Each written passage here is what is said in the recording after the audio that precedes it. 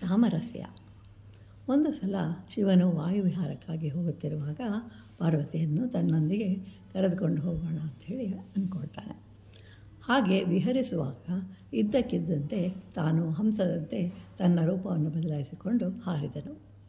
ಇದನ್ನು ತಿಳಿದ ಪಾರ್ವತಿಯು ಮಾನಸ ಸರೋವರದಂತೆ ಬದಲಾಗಿ ಶಿವ ಎಂಬ ಹಂಸಕ್ಕೆ ವಿಹರಿಸಲು ಅನುವು ಮಾಡಿಕೊಡ್ತಾಳೆ.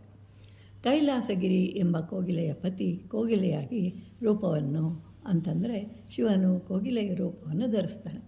ಪಾರ್ವತಿಯು ಸಾಮಾನ್ಯಳಲ್ಲ, ಶಿವನ ಮನಸ್ಸಿಗೆ ಚೆನ್ನಾಗಿ ತಿಳಿದದ್ದವಳು. ಆದ್ದರಿಂದ ತಾನು ಅಂದರೆ ಪಾರ್ವತಿಯು ಕೂಡಲೇ ಎಳೆಯ ಮಾವಿನ ಕೊಂಬೆಯಾಗಿ ತನ್ನನ್ನು ತಾನು ಬದಲಾಯಿಸಿಕೊಳ್ತಾಳೆ. ಆದರೂ ಇನ್ನೂ ಸ್ವಲ್ಪ ಕಾಲ ಹೀಗೆ ಆಟ ಆಡೋಣವೆಂದು ಗಂಗೆಯನ್ನು ಶಿರಸಿನಲ್ಲಿ ಧರಿಸಿದವನು ದುಂಬಿಯಾಗಿ ಬದಲಾಗ್ತಾನೆ. ಕೂಡಲೇ ಪಾರ್ವತಿಯು ಮಾನಸ ಸರೋವರದಲ್ಲಿರುವ ತಾವರೆಯಂತೆ ಅರಳಿ ನಿಂತಳು.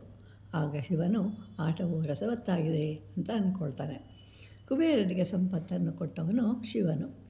ಅಂತಹ ಶಿವನು ಹಕ್ಕಿಯಾಗಿ ಪರಿವರ್ತನೆಗೊಂಡಾಗ ಪಾರ್ವತಿಯು ಪಂಜರವಾಗ್ತಾಳೆ. ಆಗ ಕೊರಳಿನಲ್ಲಿ ಹಾವನ್ನು ಧರಿಸಿದ ಶಿವನು ವಾಸ ಮಾಡಲು ಪಾರ್ವತಿಯು ನವಿಲಿನ ರೂಪವನ್ನು ಧರಿಸ್ತಾಳೆ. ಇದನ್ನು ಕಂಡು ಪಾರ್ವತಿಯು ಕೊನೆಗೆ ಬೆಟ್ಟದ ಶಿಖರವಾಗ್ತಾಳೆ.